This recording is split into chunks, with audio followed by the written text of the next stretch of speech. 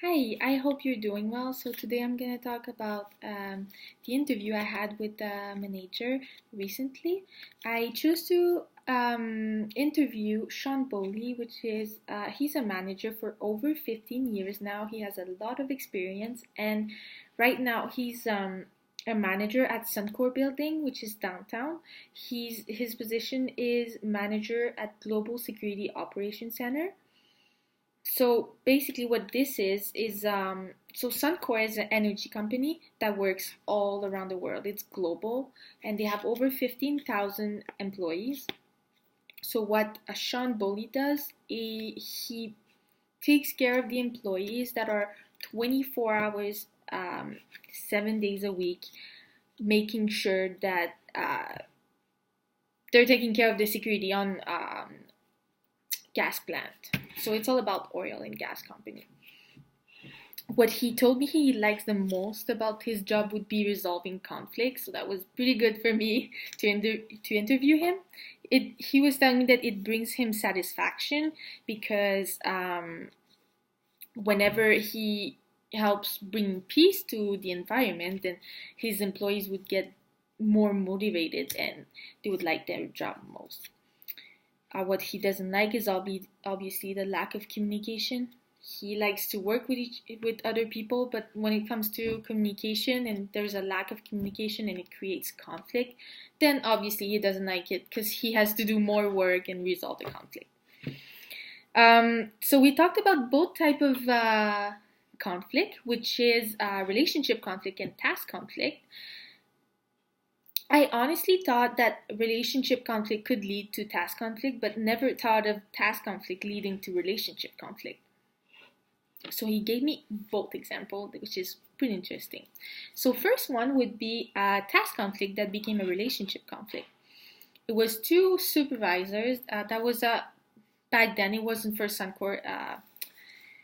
Suncor company. It happened before in his previous work. So that was a male from Russia that had a lot of experience in as a manager. He was supervising as a team with a Canadian female that was way younger. She was just starting, so she didn't have much experience, but she was really good at her job. So what happened is that both of them were working on opposite shift. So one of them was working night shift and the other one was working day shift. What started to happen is that one of them wouldn't they wouldn't get along about the work, and whenever one of them was getting to work, the work that was supposed to be done by the other supervisor wasn't done or properly done.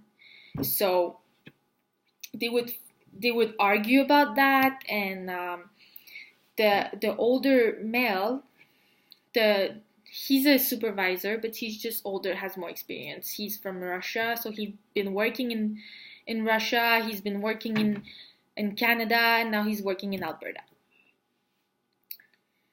Well, somewhere else in Canada. I know Alberta is Canada, but um, so yeah, he didn't want to listen to what she had to say because he was saying, I have more experience, I'm older, I'm a male, and then it was all about culture as well. So it became really relationship it became a relationship conflict at the end because they were arguing so much about you're not doing the work properly, you're not getting the work done, and that means like when I get to work I can't start my day because I have to do your work and blah blah blah, which at the end it started becoming a relationship conflict. And then Sean was telling me about them having an argument at the Christmas party.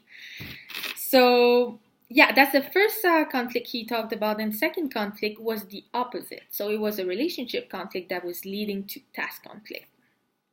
The second one would be it was one supervisor that he loved to drink. So every time he was getting off work, he would go and drink at the bar. And then one night he asked his coworker to come with him. And so his coworker went with him. And then from the Monday morning after, he didn't know what happened, but both of them wouldn't get along anymore. So he said, I do not know what happened at the bar, but they don't want to get along anymore. They don't want to work together. They don't want to talk to each other. So that was a relationship conflict. That's something that happened outside of work that lead them to not get along at work anymore. So that became a task conflict, and that's where Sean had to talk with them and resolve the conflict, because outside of work it doesn't belong to him, but when it becomes task conflict, then he has to say something. So first thing he talked about is the DISC profile. So he was explaining me that to first approach his employees, he would use the DISC profile. So whenever, so I don't know if you know about the DISC profile. Probably. He was like evaluating his employees and knowing in which categories they would be, and after he would finding the best approach to talk with them. So he asked them to come in the office, and that's how he, like, individually. So what he explained me is that when he first started as a manager, he was always when someone was coming up to his desk and saying that there was a conflict, he would listen to that person without listening to the other side of the story. So that's something that he learned over the years, and now he that's how he approached people. He evaluate the way they are to after find the right approach to talk with them. So to him, as a man, he wouldn't approach another man the same way he would approach a woman. So his strategy was to talk with them separately, and then he was explaining me that he tries to teach his employees to resolve conflicts by themselves before it comes to him, the manager, or even worse, goes to HR manager. So that's what he was telling me, that he tries to teach them how to resolve conflict before having to do it himself. So he asked them questions about what bothers you about this, how can you fix it on your side, and what do you think the other person is worried about, what bothers them about you, and how can you fix that, and do you think that the fact that you guys ignore each other is good for yourself, good for the company, good for the work, good for the task that has to be done, and good for other employees in the workplace that has to deal with both employees not talking to each other. So it's by asking questions to them and based on their answers, then they kind of answer themselves. And after that, then he has to meet with both of them and fix the conflict. So it always ended up really well in his situation. So that would be it. He explained me that most of the time his conflict were resolved in a good way, and then he just had to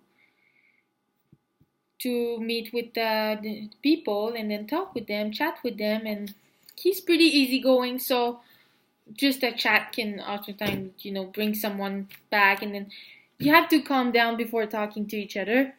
If you're still angry at the other person, then the talk wouldn't be good. So that's it. That was my interview with him, and